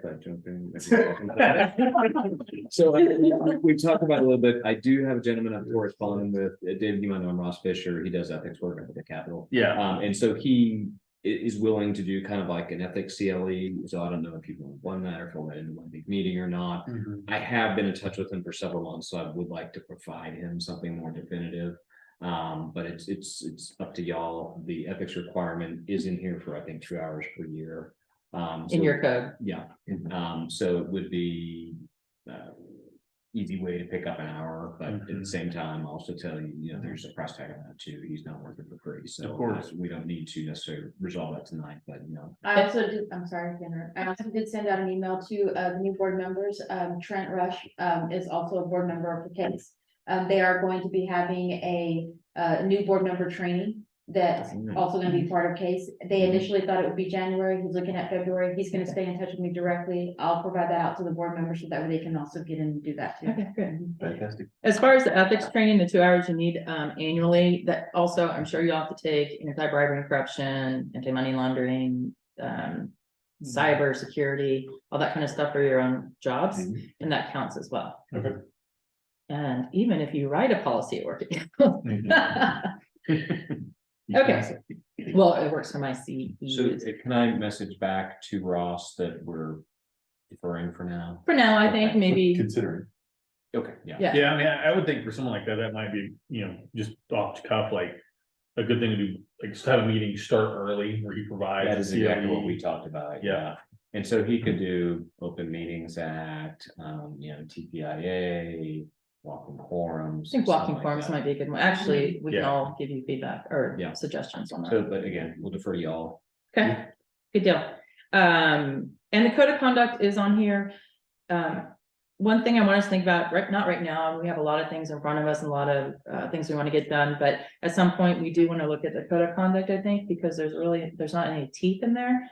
And several years ago, we put some statements in there where if you did violate it, you can be removed from subcommittees. You could, you know, this could happen, this could happen. And I think we may want to go back to that because a code of conduct is only as good as, I need to be clear. It says code of ethics on 29, but you meant to say code of ethics, or that should say code of conduct. code of conduct is a general term for a code of ethics. Okay. So it's, code of business conduct and ethics is what it's usually called, but what is ours called at the top? Code of Code of ethics, ethics, travel and okay. professional. Sorry, Drinking from the fire hose here, guys, so. no, it's, and mine at work I is, apologize, but I gotta understand what's going yeah, on. okay, well, that's good. Okay, board subcommittee directives, I don't think we have anything on that yet. Review of meeting notes, are you ready to do that? Yes. So this is basically what we're gonna do is Robert's been taking notes on anything that we voted on, passed, failed, tabled. Or, That was just informational. yeah, okay, so the first thing I have is number 2, we approved 5-0 for the minutes. 4-0. Oh, yeah, you're right, 4-0, thanks, okay. Yeah, Johnson made the motion, Robert seconded. I guess we don't put that on the meeting notes, so do we? Right, yeah. There we go, okay. we all talked about adding the names, but we can discuss that again later. I think we're good with adding the names. I don't think it matters who seconded Motion it. is Motion. second. Oh, yeah, no, okay, That's what I'm. okay. District 5C was tabled. Mhm. 6, I have that we had a motion and it was 4-0. Mhm. 6, yeah, but to be clear, that was the YouTube posting of the videos, Mhm. that's what passed, Mhm. so if we can. Just note that for the residents. And that will be in the minutes, that Okay. specific. Somebody to run the computer. What? Oh, we didn't discuss that. Let's finish this real quick and then we can go back to that. Okay, number 7, decision. There wasn't really a decision on that. That was just informational. Number 8, is tabled. Mhm. Then go down to 15, finance, that was passed 4-0. I have 15 as amenities. Yeah, I have 12A as payment of bills and invoices passing 4-0. Yes, but that includes the fund transfers. So that was all one motion. Okay, so pick 12A and B, okay. Yeah. And then I have 17 was tabled. Mhm. Okay, and then go on down to, there were no write-offs. We did vote 4-0 on 19C, the CPI adjustment. Yes. And then 22 asset management, that was tabled and it's gonna be on the next agenda. 23, no, nothing. 23A passed. 23A passed 4-0. Okay, yep, it did. And then 26 passed 4-0. Mhm. And that's it.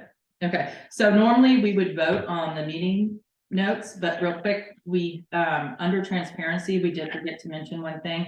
And that is, we will need somebody to run the laptop, to run the owls, and it's basically to allow people to, when they're in the waiting room, to come in. And when we get to a point, phase 3, where we're gonna have citizen communication, the IT guy can let people in and then make sure he's, gone, so he can't speak, or she. And also, if we go into executive, we'll need somebody to go in there and put up a screen that says we're in executive session.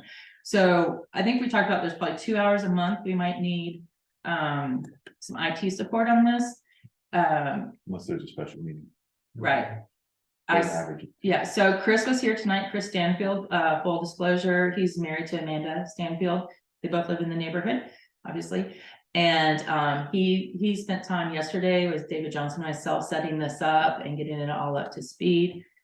He was here for half of the meeting tonight. Obviously, we haven't agreed if he's gonna be the guy, or if we're gonna pay him, so all that was just pro bono. But I would like to suggest that we hire Mr. Stanfield. His invoices would be $50 an hour. So I would say maybe at the beginning, maybe 4 hours a month, and then, and it's not something that, will continue to go on, or what do you think? What if we did just to, as we're, testing the waters with all of this stuff with the internet, that's what I meant to say, and everything else, what if we put a cap on the number of months? Okay, like for Just so that we 6 can months? consider it again. For 6 months. Yeah.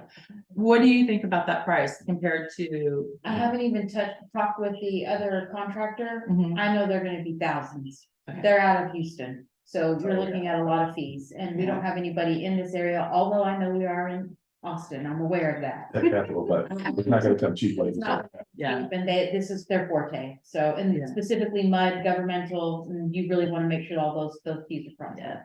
Right. So maybe we consider that as kind of a. The word just jumped out of my head. Gap, Stopgap. thank you. Temporary. Okay, so I had a motion. Did somebody second it? Will somebody I'll second? second it for the purposes of Okay. discussion. Okay, so any more discussion? So my motion would be to Just- hire, Real quick on the discussion. Mhm. Do we need to, is it money wise, we need to make an adjustment somewhere else in the budget to find for this? I don't think so, but. Right now, I would not recommend doing that. Again, we typically do it all in one kind of. Just making sure that we're not, Amendment. Yes. okay, no problem, that was the only question I had. Thank you. so to be clear, my motion is that the board hires Mr. Stanfield for a period of 6 months, not to exceed 3 hours Oh, a I was gonna month. say 3 months. You said 6 months, I'm sorry. Yeah. I missed, Misunderstood the motion. at a rate of $50 an hour. Yeah, it seems like, and I don't wanna be unfair to him or not, but. The key is we need somebody when residents wanna speak and, that section is limited. I'm thinking that maybe we get him here for. 20 minutes before the meeting starts, he does his setup, gets people queued up, we go through that, he stays for an hour, we schedule that. And then it goes on, autopilot, where it just starts. Yeah, and we'll just make sure that taking Lisa notes. can put it, the executive session, And- PowerPoint up. If, Maybe, because I think we need to talk on 32 about how we're changing the agenda. That's what I was gonna mention. If Yeah. we look at the agenda where we could get all of the all the contractors out first. Then that would be the majority of all of the resident questions, because anything that the contractors are bringing in is gonna obviously heighten them, and then we can go from there into a regular business, if you will. Okay. But the other thing that we haven't talked about it yet or discussed it, and it's far from a decision, but, there's been discussion years ago about considering, because the point was made here during citizen communication that it's hard to communicate when you don't know what's gonna be on the agenda. So if we would, and not that we are, but if we consider distributing that amongst the thing, then that position is gonna be required full time. Right. Again, not that we're doing that, I'm not saying we are, Yeah, but but that was something that we wanted to discuss. All right, I do wanna chime in on that. Yeah. I've experienced the frustration of being a resident wanting to communicate during a meeting, but. One of the things that I learned today in the open meeting training that I took and got certified for. Is that we can do message board, public message board, so and. My frustration with mud business is I wanna have an email chain and everybody's chiming in and going, well, we can't do that because of the way that it's set up, but the workaround on that is. I can make a post, hey, this is the direction I wanna go with the district, and then you can chime in like, well, I don't think that will work because of this, and then. Residents will get to see the entire conversation that we're having before the meeting. I could have discussed like, hey, I'm thinking 10 PM. Wait, And- when you say him, do you mean him or do you mean him? Cause you can't okay. be with him. Before the meeting. I wouldn't be with him, Okay. but on the message board, I could post my thoughts. He could post his thoughts. No, it can't. the city, in the open records training, I don't know as well None as of you you. communicating about it, if it's in, yeah. I think, and Robert, I think it's confusing, because I think. Tell me if I'm wrong on this, here's what I think OAG kind of, I don't say they messed up, but I think they were imprecise. I think they were talking about people posting. Like kind of one-shot messages, right? And other folks posted one-shot messages, but there wasn't a way to like. Have a conversation, if that makes sense. Like almost like literally if I went and put a post-it on the board out front, right? And Yeah. then Robert could post it, like, I think they were saying that wouldn't violate, but. I think you should probably watch it, because I watched it, and I was thinking, I don't think people are always gonna get where, I think OAG may have been squishy on how they explain that. Okay. It was- I'm happy That was a requirement based on 2 sessions ago that they put that in there. So But- how about we do this, because we're kind of basing a lot of assumptions here. Let's Yeah. direct Sean to research that a little bit and see if we can have a message board or a forum, and if we can, what can we do and not do? Basically, it would need to be public. Yeah. So it would be on the website, we could be. But let him do the introducing research them. first, and then Right. we'll go through the details. The city of, as soon as I watched that training, they said the city of Austin does it. They said it was pretty They much the were the only model, example they're yeah. aware of. And so I went to that one, and the city council members, sure enough, they have council members responding to each other. And talking on the thing, and I don't know that's the right idea. I was fascinated by it, just like you were. Mhm. I don't know that's the right idea for Blockhouse. It's just, I'd love to get your input on. Okay, yeah, so let's. Yeah, I The mean, better prepared residents can be for coming in and making comments, like they can really pinpoint. I their don't disagree with concerns. that at all, but, I mean, I have a pretty conservative understanding of the TPIA. I'm sorry. Well, Open meetings. And, Yeah. I mean, We're all freshly we've certified here. got.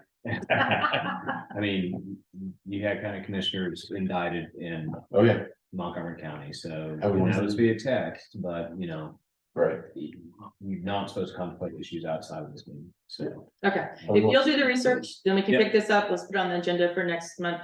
The only thing I want to add is that we did pass What was the last thing? And I'll point out, by the way, the AG's office that's great in their video, but it'll be a district court judge who makes that decision. Not a. That was on kind of curious, maybe they had. Robert, did you put that we agreed under transparency number 6, we did do a separate motion to hire Mr. Stanford. Did we?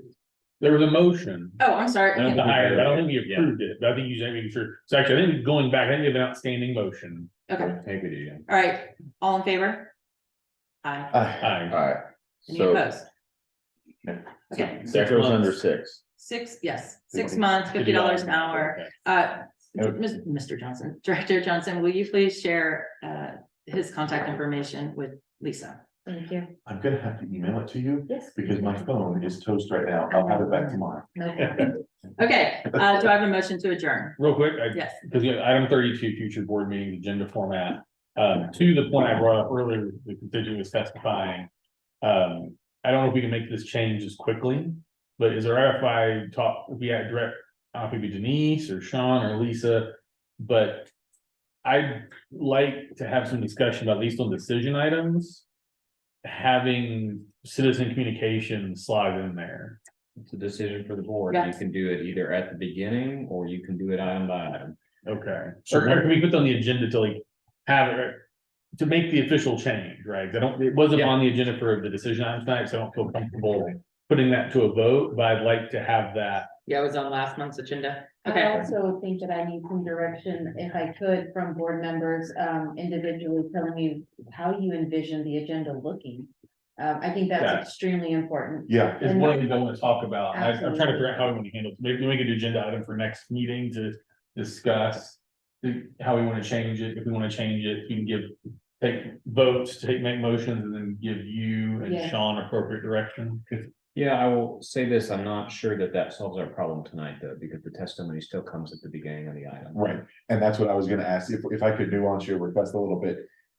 Whatever, because I realize that the way we do it now is by far the easiest logistically to do it. And there's value in logistical smoothness without question.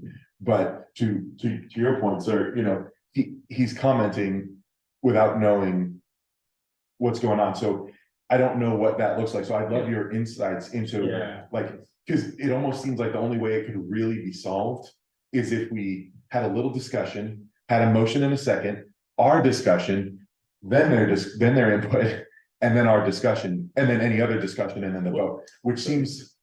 Two things, like, Please. you know, one, you look at certain city council agendas when you do see longer items. That could contain more specificity.